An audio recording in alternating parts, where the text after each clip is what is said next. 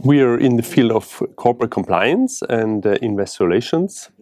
So we think that both segments have a lot of synergies, and that's why it makes a lot of sense to develop a cloud-based platform for these two segments.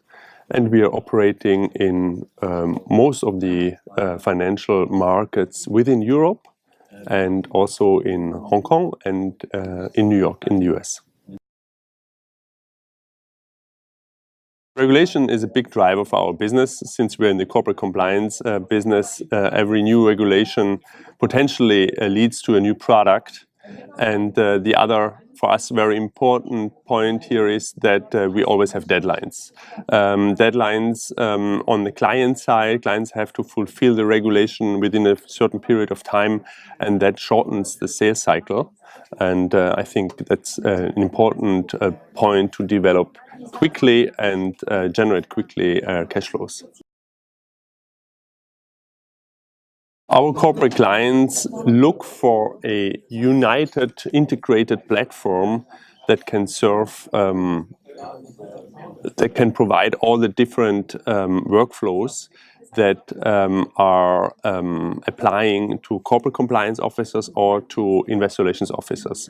So for them, it's very important that the data is secure, that the GDPR is applied to, and that we can fulfill all the regulations within one platform. So the good news for our investors is that the investment program, the biggest one in EQS history, EQS Cloud 2020, has just been completed or is just finishing now. So actually now we're not expecting any additional ramp-up investments in the next years.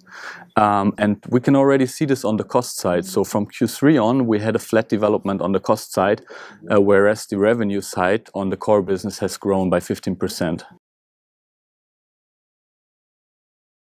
So actually, we had a slight delay in this investment program, which had started back then in 2017. So we finished the first module in Q4 2018, the investors module, which is very important for our clients.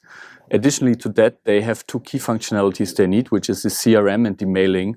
And this has been delayed from March 2019 to September 2019, the completion. And that has actually resulted then in revenue bookings that have been postponed to the next year, and as well as annual recurring revenue that we could only sign when the module was completed. That's again a good news. So there is no impact on the long-term development of the company.